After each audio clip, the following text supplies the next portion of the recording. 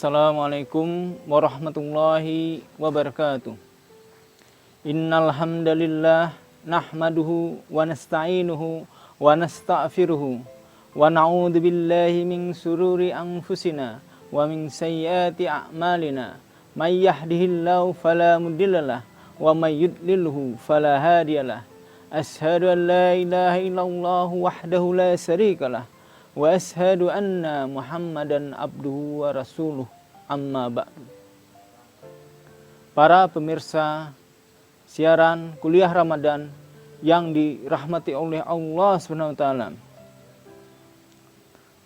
peradaban Islam ini sangat terkenal sekali akan tradisi keilmuannya.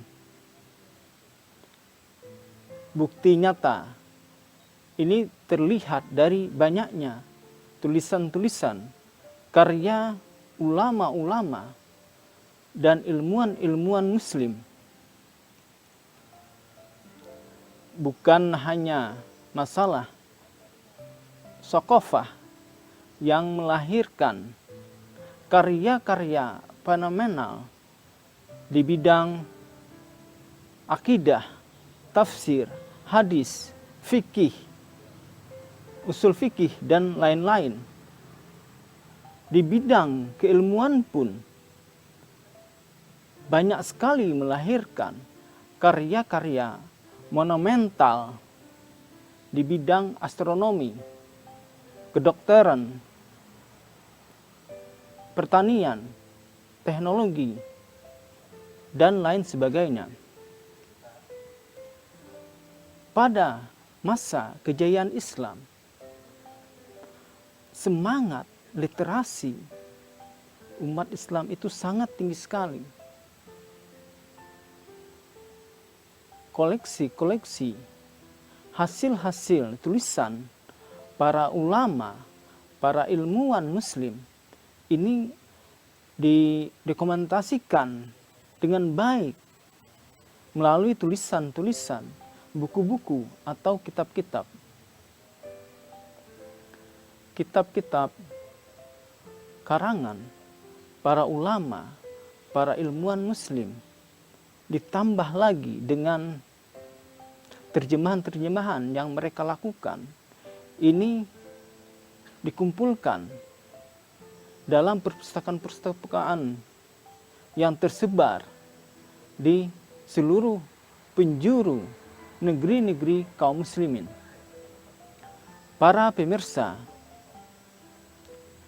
siaran kuliah Ramadan yang dirahmati oleh Allah SWT, perpustakaan dan laboratorium yang menjadi jantung pendidikan ini menjadikan perhatian yang sangat besar bagi seorang khalifah pada masa dahulu, begitu juga umat Islam. Perpustakaan umum di Cordoba pada abad ke-10 saja ini sudah mengoleksi 18.000 judul buku. Pada Cordoba, ini perpustakaan di Cordoba ini mengkoleksi sekitar 400.000 judul buku.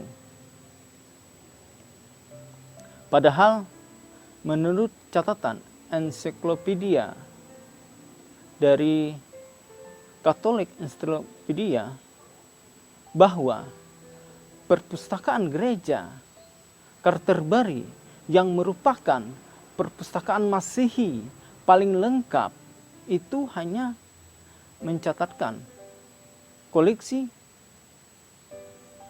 1.800 judul buku.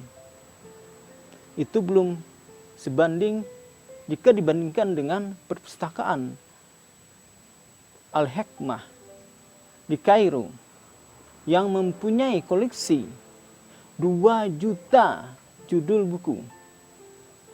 Apalagi jika dibandingkan dengan perpustakaan Tripoli yang ada di Sam, yang mana buku-bukunya telah dibakar oleh pasukan salib Eropa. itu mempunyai koleksi buku 3 juta judul buku, termasuk di dalamnya 50.000 eksemplar tafsir Al-Quran. Makanya tidak heran jika banyak ulama-ulama, ilmuwan-ilmuwan yang terlahir dari perpustakaan ini, seperti Ibnu Sina dan Ibnu Maskawayh. Mereka meniti karir dari seorang penjaga perpustakaan dengan didukung, dengan didorong oleh kelengkapan, kemajuan perpustakaan ini. Akhirnya pelajar-pelajar dan mahasiswa muslim itu giat mereka melakukan literasi. Dengan kemajuan, perkembangan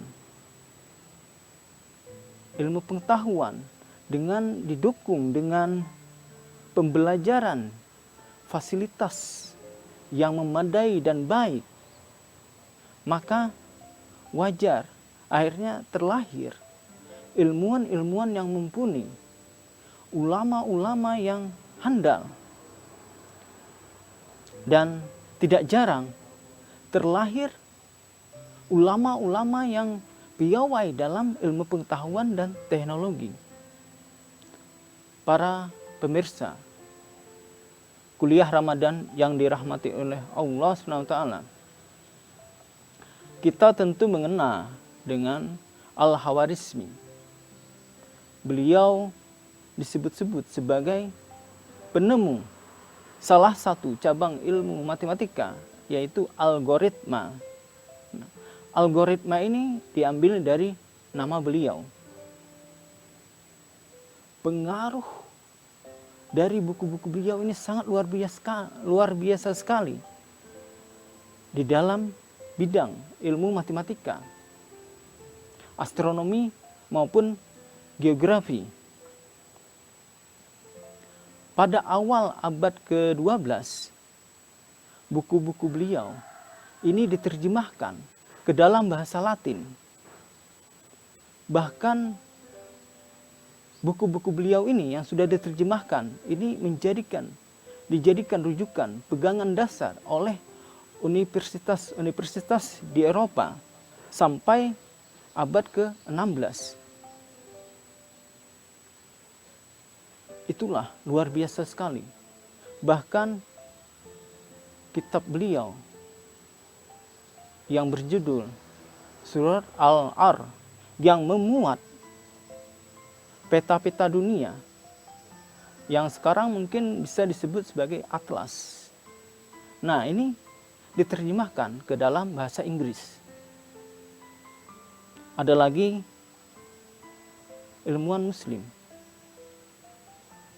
Jabar Al-Hayyan.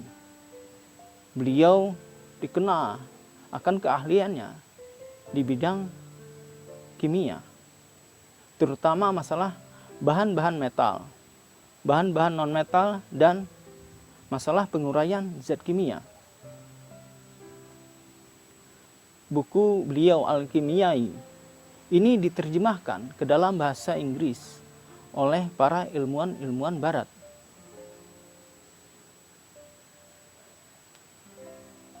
Begitu pula kita kenal dengan Ibnu Rus, seorang dokter, filosof, dan ahli fikih dari Andalusia. Beliau, banyak buku-buku beliau yang diterjemahkan ke dalam bahasa Inggris, seperti Book of Kingdom, Book of Balance, Book of External Mercury. Nah, inilah luar biasa sekali.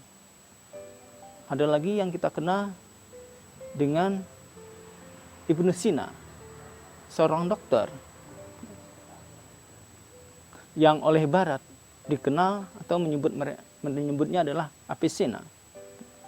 Beliau meninggalkan 267 buku, yang salah satu karya beliau ini menjadi rujukan ilmu-ilmu kedokteran, yaitu Al-Qanun fit Tibb. Para pemirsa kuliah Ramadan yang dirahmati oleh Allah SWT,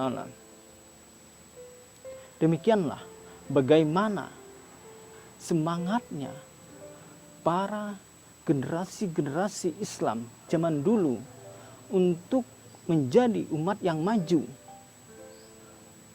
Bukankah Allah telah menjanjikan, Allah meninggikan derajat orang-orang berilmu dibandingkan orang-orang yang tidak berilmu? Dalam sebuah diskusi, ini kita bandingkan dengan kondisi kita sekarang. Dalam sebuah diskusi, seorang pengamat pendidikan di Indonesia ini menyatakan bahwa dalam sebuah penelitian, sebelum pandemi COVID-19 menimpa negeri ini pun, tingkat literasi kita itu urutan 60 dari 61 negara. Artinya nomor 2 terakhir. Bahkan UNESCO menyatakan bahwa tingkat pendidikan literasi kita itu hanya 0,001%. Artinya dalam 1000 orang hanya 1 yang punya minat baca. Ini jauh sekali perbandingannya kalau kita lihat dari bagaimana perkembangan sejarah literasi pada era Islam. Untuk itu, marilah kita sebagai generasi penerus perjuangan kemajuan umat ini, kita tingkatkan budaya literasi kita tingkatkan thaqafah maupun pengetahuan-pengetahuan kita yang lain. Para pemirsa, para sahabat kurma yang dirahmati oleh Allah SWT, karena keterbatasan waktu kita cukupkan kuliah kita pada kesempatan hari ini. Sampai berjumpa pada kesempatan yang lain, di waktu dan kesempatan yang lain. Tetap di saluran kecintaan kita, Philip Channel. Wabillahi taufiq wal hidayah. Assalamualaikum warahmatullahi wabarakatuh.